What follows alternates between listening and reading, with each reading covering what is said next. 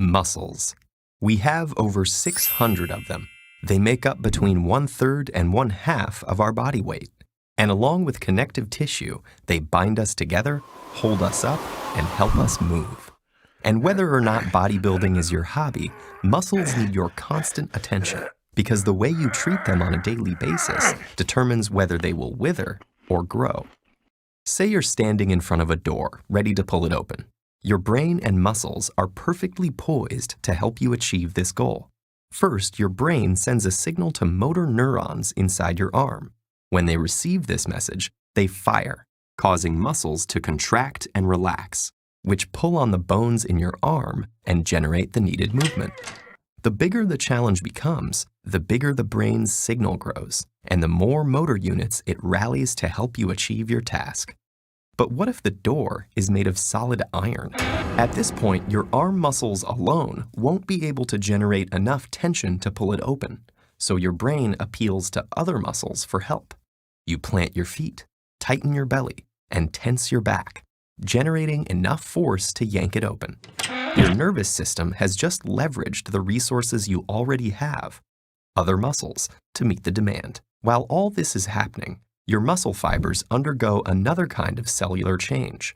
As you expose them to stress, they experience microscopic damage, which in this context is a good thing.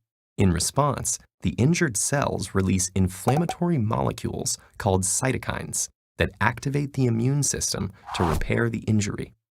This is when the muscle-building magic happens. The greater the damage to the muscle tissue, the more your body will need to repair itself. The resulting cycle of damage and repair eventually makes muscles bigger and stronger as they adapt to progressively greater demands. Since our bodies have already adapted to most everyday activities, those generally don't produce enough stress to stimulate new muscle growth. So to build new muscle, a process called hypertrophy, our cells need to be exposed to higher workloads than they are used to. In fact, if you don't continuously expose your muscles to some resistance, they will shrink, a process known as muscular atrophy. In contrast, exposing the muscle to a high degree of tension, especially while the muscle is lengthening, also called an eccentric contraction, generates effective conditions for new growth. However, muscles rely on more than just activity to grow. Without proper nutrition, hormones, and rest, your body would never be able to repair damaged muscle fibers. Protein in our diet preserves muscle mass by providing the building blocks for new tissue in the form of amino acids. Adequate protein intake, along with naturally occurring hormones like insulin-like growth factor and testosterone, help shift the body into a state where tissue is repaired and grown. This vital repair process mainly occurs when we're resting, especially at night while sleeping. Gender and age affect this repair mechanism, which is why young men with more testosterone have a leg up in the muscle-building game. Genetic factors also play a role in one's ability to grow muscle.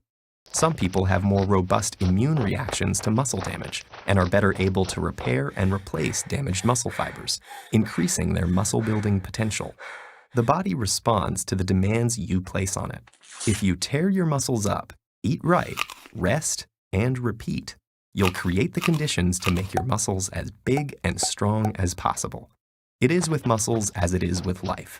Meaningful growth requires challenge and stress.